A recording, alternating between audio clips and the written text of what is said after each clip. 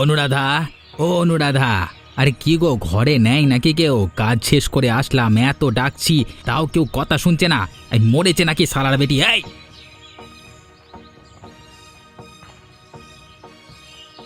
কিরে, এই মরেছিস নাকি তুই? এত করে তোকে আমি ডাকছি, আমার ডাক বুঝি তোর কানের মধ্যে ঢুকছে না? কি করছিলিস তুই ওপাশটায়? কানের মধ্যে যেদিন লোহার শিক গরম করে ঢুকিয়ে দেবো না, সেদিন ঠিকই আমার কথাগুলো তোর কানে ঢুকবে। তুমি তুমি আমার সাথে এমন করছো কেন? কি এমন করলাম আমি? আমি ওই পাশটার রান্নাঘরে ছিলাম, সেই জন্যই তো তোমার শব্দ শুনতে পারিনি। তুমি এখানে এসে এত চেঁচামেচি করছো কেন? রান্নাঘরে চলে যেতেই তো পারতে। আমি কি করব আর না করব সেটা তোকে জিজ্ঞেস করতে হবে নাকি? আরে একে তো দোষ করেছিস, তার উপর আবার মুখে বড় বড় কথা বলছিস। হত ছাড়ি, তোর কথা রাখ। মেজাজ খারাপ করিস না, মুখে মুখে তর্ক করবি না। কতদিন বলেছি না তোকে, আমার জন্য ভাত নিয়ে আয়, ভাত খেয়ে আবার কাজে যাব আমার। ভাত রান্না এখনো হয়নি, প্রায় শেষ হয়ে গেছে। তুমি তুমি একটু হাত মুখ ধুয়ে আসো, তার মধ্যে আমার রান্না হয়ে যাবে। আমি গরম গরম তোমাকে ভাত তুলে দিচ্ছি। সারা দিন রাত আমি এত কষ্ট করি, তারপরও তোর ভাত রান্না হয়নি এখনো? আমাকে অপেক্ষা করতে হবে? দাঁড়া, তোকে এখনই মজা দেখাচ্ছি। বসে বসে খাস, ঘুমাস, কষ্ট তো বুঝিস না। আরে এই কষ্ট কেমন হয় এখনই বুঝাচ্ছি, তারা তোকে। দাঁড়া দাঁড়া।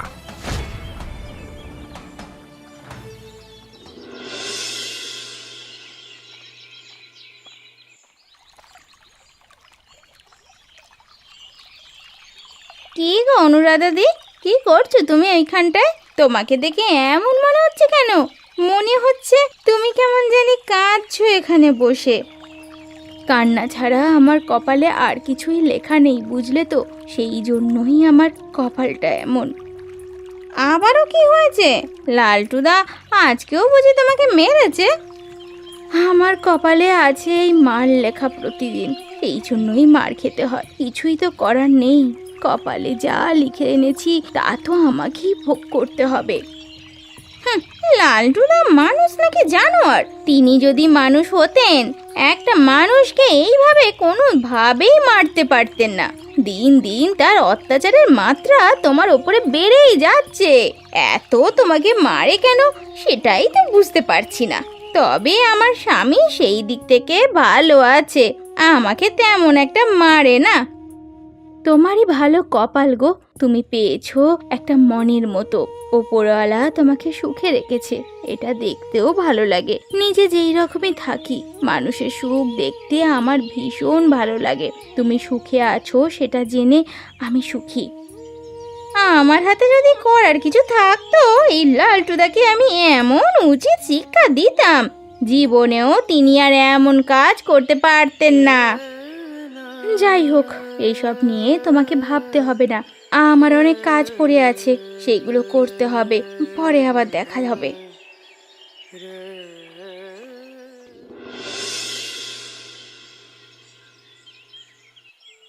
সেই দুপুরের পর থেকে দেখছি তোমার তেমন একটা কাজে মন নেই লালটুদা। বাড়ি থেকে আসবার পরে দেখছি তোমার মন মেজাজ তেমন একটা ভালো নেই। আর তোমার মন মেজাজ ভালো না থাকলে তেমন একটা কথা বলবার সাহস আমি খুঁজে পাই না তোমার সাথে। সেই জন্য তোমাকে এতক্ষণ কিছুই জিজ্ঞেস করিনি।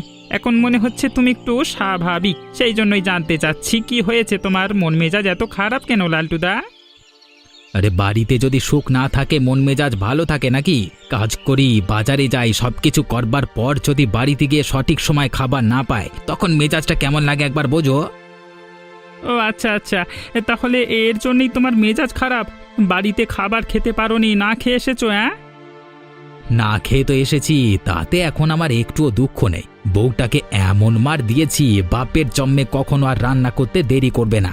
বউয়েদের বেশি লাই দিলে তারা মাথায় উঠে যায়। মাঝে মধ্যে মেয়েরে তাদেরকে একটু সোজা রাখতে হয়, তাহলে দেখা যায় তাদের কথায় উঠতে বসতে হয়। আরে আমাদের কথার কোনো মূল্য নেই। কি বলছো তুমি? বৌদিকে মেরে তারপর এখানে এসেছো? আরে কাজ না করলে মারবো না তো চুমু দেবো নাকি? আর কাজ করেছে, মেরেছি, কিছুদিন ঠিক হয়ে যাবে, কিছুদিনই ঠিক হয়ে যাবে।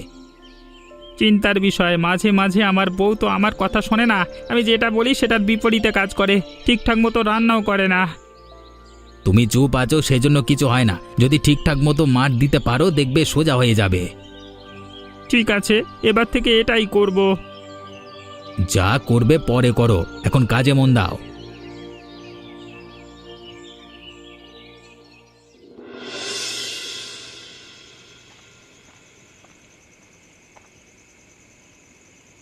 কি গো গিন্নি, কোথায় তুমি?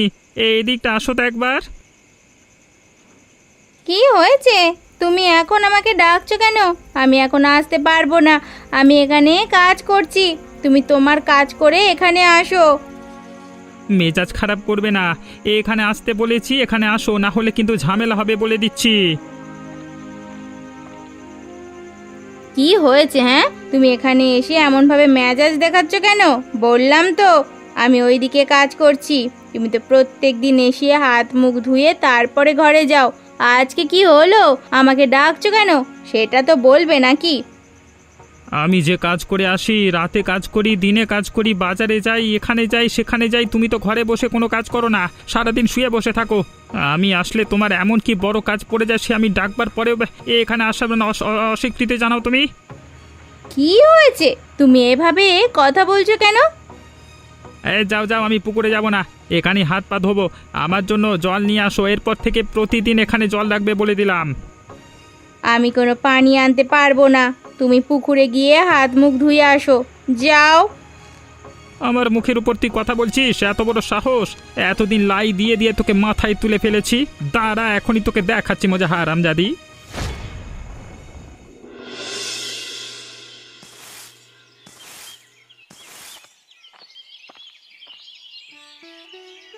কি গো রেণুকাদি, কি করছো তুমি এখানে বসে বসে? হ্যাঁ, আরে রমেশ দাজি, হঠাৎ আমার বাড়ির এখানে কি মনে করে? তোমাকে তো আজকাল এদিকটা দেখাই যায় না।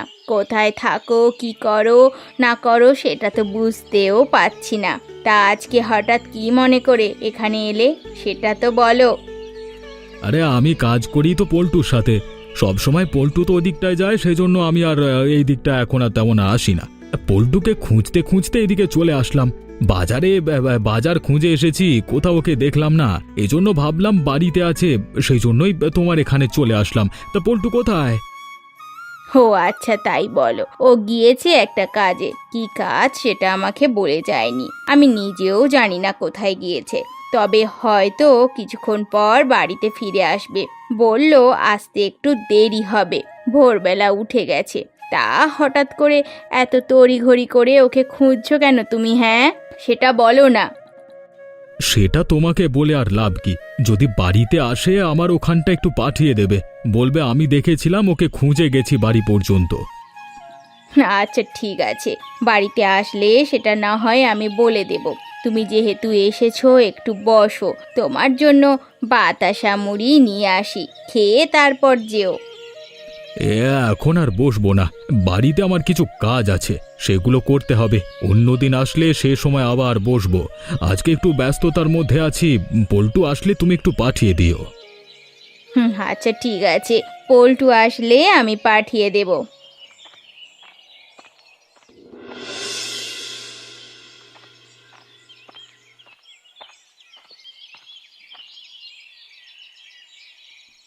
কোথায় গিয়েছিলে? এত দেরি করে আসলে কেন? আমাকে বলেও তো গেলে না। আমি তোমার জন্য অপেক্ষা করে বসে আছি সেই কখন থেকে। আমার জন্য অপেক্ষা করে বসে আছো কেন? তুমি নিজে খেয়ে নিলেই তো পারতে। আমি সেই কখন তোমাকে বলে গেলাম হ্যাঁ আমার আসতে দেরি হবে, অপেক্ষা করলে কেন বলো তো? এমন কখনো হয়েছে আমি তোমাকে ছাড়া খেয়েছি নাকি? হ্যাঁ, তুমি আসবে, দুজনে একসাথে বসে খাবো, সেই জন্যই তো বসে আছি। এখন বসে থাকাটা কি আমার ভুল হয়ে গেল নাকি তোমার জন্য? আহা, তুমি এভাবে বলছো কেন?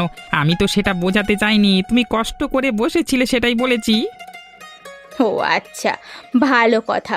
তোমাকে তো একটা খবর দেব, সেটা তো ভুলেই গেছি। হ্যাঁ, আমাকে আবার কি এমন খবর দেবে যেটা আবার ভুলেও গেলে? কি খবর বলো তো?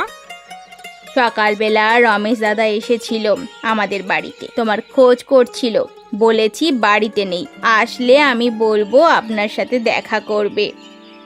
আমি সেই কখন আসলাম, তুমি তখন আমাকে বলবে না? আমি সেখানে যেতাম এত দেরি করে কেন বলো দেখি? তখন তো বললেন না, খেয়েই এখান থেকে চলে যেতে। আমার আর খাওয়া হতো না, সেই জন্যই বলছি একটু পরে যেও। এই খাবারটা খাও। রমেশটা যেহেতু নিজে এখানে এসেছে, নিশ্চয়ই কোনো গুরুত্বপূর্ণ ব্যাপার হবে। আমার আমার আরও আগে যাওয়া উচিত ছিল। যাই হোক, দেরি হয়েছে যেহেতু, আর একটু হোক। দাও তরকারি তুলে দাও, আমি ভাতগুলো খেয়ে নিই, তুমি খাও।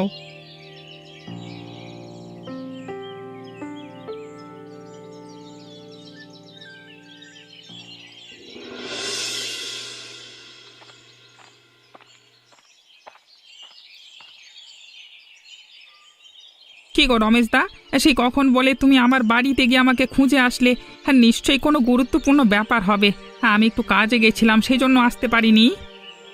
সেই কখন আমি তোর বাড়িতে গেলাম, এখন বিকেল হয়ে যাচ্ছে, এখন তোর আসবার সময় হলো, এখন তো না আসলেও পারতিস।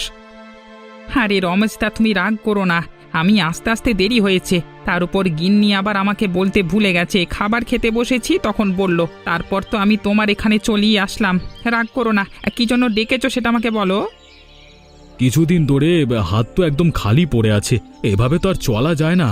জমানো টাকা সবগুলো যদি বসে বসে খেয়ে ফেলি তাহলে তো হবে না। নতুন কিছু চুরি করে ভোর রাতের হাটে বিক্রি করতে হবে। ভোর রাতের হাটই তো আমাদের একমাত্র অবলম্বন। গ্রামের জিনিস গ্রাম থেকে চুরি করে আমরা আবার ভোর রাতে সেই হাটই বিক্রি করি। গ্রামের মানুষজন তাদের নিজের স্বার্থে এই হাটটা বসিয়েছে, কিন্তু মূলত ফায়দা হচ্ছে আমাদের। আমি তো সেই কবে থেকেই তোমাকে বলেছি নতুন কোনো পরিকল্পনা করো, যা দিয়ে আমাদের কাজ দেবে। তুমি তো তখন আমার কথা কিছুই শুনলে না, সেই জন্যই তো এত দেরি হয়ে গেল। না হলে তো এখন হাত ভর্তি টাকা থাকতো। এখন টাকা নেই তো কি হয়েছে, টাকা আসতে তেমন কোনো সময় লাগবে না। আজকে রাতেই আমরা সবাই মিলে নতুনভাবে আবার সবকিছু শুরু করব। তবে ভোর রাতের হাটেই বিক্রি করতে হবে, কিন্তু বাজার শেষে বিক্রি করলে ধরা পড়ব। এতদিন একটু সাবধানে থেকেছি, নতুন করে আবার শুরু করলে সমস্যা হবে না। আচ্ছা ঠিক আছে, আজকে রাত থেকে আবার না হয় চুরি করা শুরু করব। চলে আসবো রাতের বেলা, এখন আমি যাই।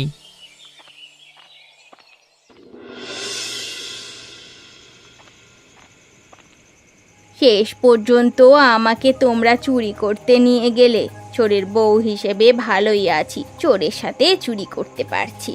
মনটা আমার ভালোই হয়ে যায় যখন তোমরা আমাকে চুরি করতে নিয়ে যাও, কিন্তু যখন তোমরা আমাকে নিতে চাও না তখন আমার আর ভালো লাগে না। হ্যাঁ, আমি তো সব সময় তোমাকে নিয়ে যেতে চাই। রমেশ দা মাঝে মাঝে বলে তোমাকে নেওয়ার দরকার নেই, এই জন্য আমি তোমাকে নিতে চাই না। আর না বুঝে আমার উপরে চেঁচামেচি করো শুধু। কি গো রমেশ দাদা, তুমি আমাকে নিতে নিষেধ করেছো কেন? আমি কি ভালো কাজ করতে পারি না নাকি? টাকা বেশি চাই তোমাদের থেকে? তোমরা দুজনে যেটা পাও তার থেকেও আমাকে কম দাও, তারপরও আমি তোমাদের সাথে যাই, ভালোভাবে কাজ করি, তাও নিতে চাও না কেন বলো তো? তোমার ভালোর জন্যই তো নিতে চাই না। সব জায়গায় তোমার যাওয়া ঠিক হবে না। যে জায়গায় আমাদের যাওয়া উচিত সেখানে আমরা যাই, আর যেখানে তোমাকে নেওয়া উচিত সেখানে আমরা তোমাকে নিয়ে যাই। কিছু কিছু জায়গায় তুমি যদি যাও, হ্যাঁ, যদি কোনোভাবে ধরা পড়ে যাও, আমরা পালিয়ে আসতে পারবো, তুমি পারবে না। তখন তোমার জন্য আমাদের সমস্যা হবে, সেই জন্য নিয়ে যাই না। তোমার বুদ্ধি আছে রমেশদা, কিভাবে যে কি করে ফেলো কিছুই বুঝতে পারি না। তবে গ্রামের পরিচিতদের কাছ থেকে চুরি করতে বেশ ভালোই মজা লাগে। আমি গিয়ে তাদের সাথে গল্প করতে থাকি, সেই ফাঁকে তোমরা সব কিছু চুরি করে নিয়ে যাও, তারা বুঝতেও পারে না। চলো চলো, পা বাড়িয়ে চলো। ভোর রাতের বাজারে আবার জিনিসপত্রগুলো তুলে বিক্রি করতে হবে তো। এই যে গ্রামের জিনিসপত্র আমরা চুরি করে নিয়ে আসি, সেগুলো আবার এখানে এসে অল্প দামে বিক্রি করি। কেউ যদি তার নিজের জিনিসপত্র এসে ছিনে যায় তখন একটা ঝামেলা হবে, তাই না? এসব নিয়ে তোমাকে চিন্তা করতে হবে না। আমরা যেহেতু দুজন এখানে আছি, তোমার কিছুই বলতে হবে না। আমরা যা বলি তুমি শুধু আমাদের কথার সাথে হ্যাঁ বলবে, আর কিছুই বলবে না। ওকে নিয়ে তোমাকে চিন্তা করতে হবে না, ওকে আমি সব রকমের বুদ্ধি দিয়ে দিয়েছি, ও কোনো গরমিল করবে না। না করলেই ভালো হয়।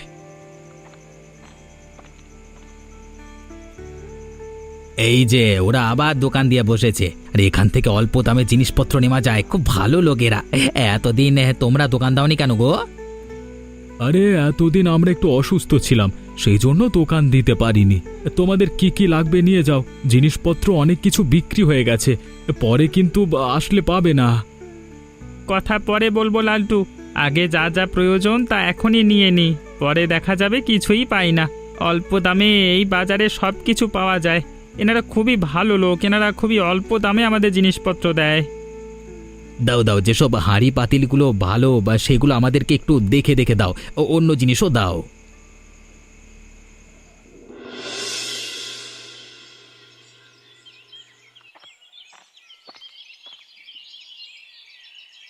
কি গো, তুমি এখনো ঘুমিয়ে আছো? সেই কখন সকাল হয়েছে, এদিকে বিশাল বড় একটা ঝামেলা হয়ে গেছে। এ কি হলো কিছুই তো বুঝতে পারলাম না। তুমি একবার ওঠো, ওঠো, দেখো না একটু, এদিকে আসো। পড়ার মতো এভাবে ঘুমিয়ে থেকো না। কই গো, কই গো, ওঠো না, ওঠো না। কি হয়েছে? এভাবে ষাঁড়ের মতো চেল্লাচ্ছ কেন তুমি? তোমার কি আর কোনো কাজ নেই? প্রতিদিন সকাল সকাল এভাবে আমাকে ডাকো কেন? হ্যাঁ, সারা রাত ঘুমিয়ে থাকো। আমি এত কষ্ট করে ভোর রাতে বাজারে গিয়ে জিনিসপত্র কিনি, সারাদিন মাঠে কাজ করি, এত কিছুর পর একটু শান্তিতে ঘুমাবো তোমার জন্য তাও পাচ্ছি না। কি হয়েছে? তুমি এত চেঁচামেচি করছো কেন বলো তো? হ্যাঁ, আরে আর কি চেঁচাচ্ছি, ঘরের জিনিসপত্র ঠিকঠাক মতো সব খুঁজে পাচ্ছি না। বাইরে একটা আমার কড়াই ছিল, সেটাও তো খুঁজে পাচ্ছি না। গতকাল রাতে রান্না করে সেখানে রেখেছিলাম, ওটা ওখান থেকে কোথাও উধাও হয়ে গেল, সেটাই তো বুঝতে পারছি না। তুমি কি দেখেছো? সকাল সকাল আমার মেজাজটা খারাপ করো না। রান্না বান্না করবে তুমি আর হাঁড়ি পাতিলে খোঁজ দেবো আমি? মেয়েটা তোমার আলু ভর্তা করে দেবো বলে দিচ্ছি। চলো ঠ্যাং। আমি কি করলাম? তুমি চেঁচাচ্ছ কেন? এই চেতা থেকে বাঁচতে চাও, আমার হাঁড়ি পাতিলগুলো ঠিকঠাক করে আনো। হারিয়ে গেলে তোমার দশা কিভাবে করতে হবে বুঝতে তো পারছো। আমি ঘুমালাম, আর ডাকবে না।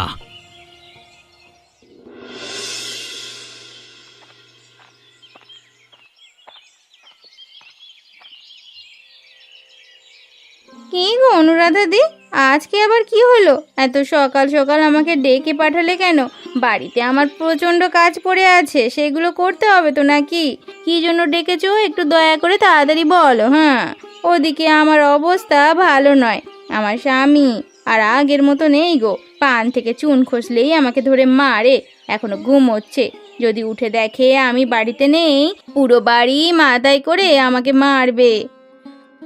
আমি একটা বিপদে পড়েছি, কি যে করব কিছুই বুঝতে পারছি না। সকালে উঠে রান্নাঘরে দেখি আমার একটিও কড়াই নেই, কোত্থেকে যে কোথায় গেল সেটাই তো বুঝতে পারছি না। তোমার দাদাকে সেটা বললাম, উল্টে তিনি আমার সাথে রাগারাগি করছে, বলছে তার কড়াই যদি আমি খুঁজে না বের করতে পারি তাহলে আজকে আমার শেষ দিন। আজকে হয়তো আমাকে আবার মার খেতে হবে। কী সব বলছো তুমি? দুদিন আগে আমিও একটা পাতিল পাই নাই, ভোলানাথকে সেটা বলিনি, বললে আমাকেও মারতো গো। হঠাৎ করে এইসব জিনিসপত্র হারিয়ে যাচ্ছে কিভাবে? হ্যাঁ, সেটাই তো বুঝতে পারছি না। এর আগেও হারাতো, মাঝখানে সেটা বন্ধ ছিল, এখন আবার শুরু হলো। কোনো একটা গন্ডগোল আছে বুঝলি তো। শুনেছি ওরা ভোর রাতে বাজার থেকে হাঁড়ি পাতিল অল্প দামে কিনে নিয়ে আসে। আমাদের সেখানে একবার যাওয়া দরকার।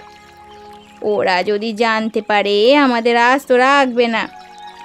আমাদের শক্ত হতে হবে, দিন দিন এত মার খাওয়া যাবে না।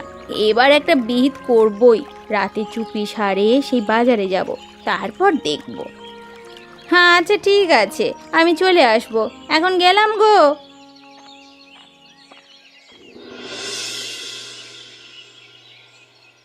আমার বইয়ের হয়তো মাথা খারাপ হয়ে গেছে। কি বলতে কি বলছে কিছুই বুঝতে পারছি না।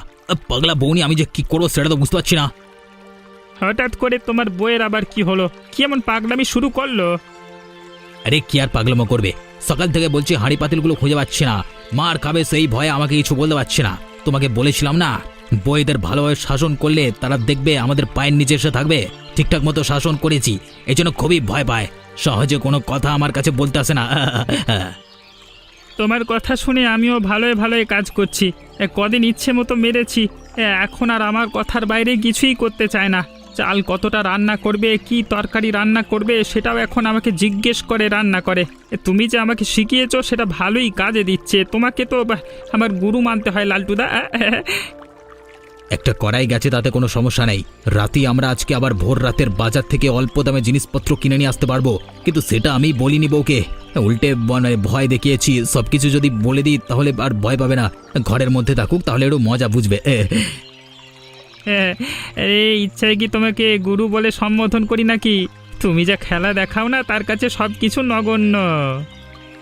আজকে রাতে কিন্তু বাজারের দিকে যাব, চলে আসবে কিন্তু সঠিক সময়ে। আচ্ছা ঠিক আছে, এখন বাড়ির দিকে গেলাম, ভোররাতে চলে আসবো।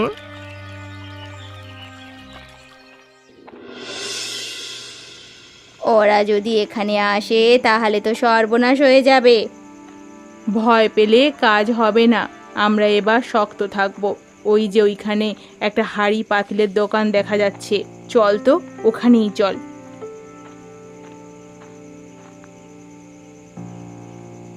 এ কি, এ তো আমার হারিয়ে যাওয়া সেই কড়াই।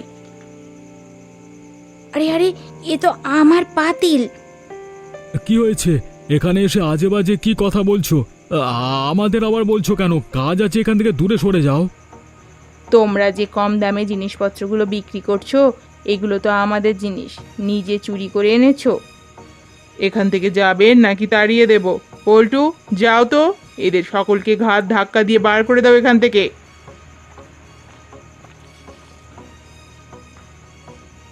এখানে কি হয়েছে? কি তোমরা এখানে কি করছো দুজন? এদের আপনারা চেনেন নাকি? এরা দোকানে এসে উল্টোপাল্টা কথা বলছে। কত বড় সাহস! তুমি এখানে কেন এসেছো অনুরাধা? তোমাকে আজকে বাড়ি নিয়ে গিয়ে মজা দেখাচ্ছি, পিঠের চাল ছাড়িয়ে নেব। তুমি আমাকে কি দেখাবে? এখানে যে কড়াইটা দেখছো, মাথার মধ্যে এমন জোরে বাড়ি দেব না, ঘুরে মাটিতে পড়ে যাবে। অনেক সহ্য করেছি, আর নয়। এখানে কি হচ্ছে সেটা দেখতে পাচ্ছ না নাকি? যে কড়াইটা দেখছো, এই পাতিলটা দেখছো না, এটা মালতীর ও আমাদের। এরা এইগুলো চুরি করে এনে এখানে কম দামে বিক্রি করে। বোকার দল, এতদিন সেটা বুঝতে পারিনি। আবার বড় বড় কথা, পুরুষগিরি। এরপর যদি কখনো আমাদের গায়ে হাত তোলো, হাত ভেঙে দেব। পারলে এদের কিছু করে দেখাও। অবস্থা তেমন একটা ভালো ঠেকছে না গিন্নি, এখানে দাঁড়িয়ে থেকে কোনো লাভ নেই। রমেশ দা, তুমি থাকো, আমরা পালাই। এমন মজার মজার গল্প পেতে চাইলে আমাদের চ্যানেলটাকে সাবস্ক্রাইব করতে ভুলবেন না।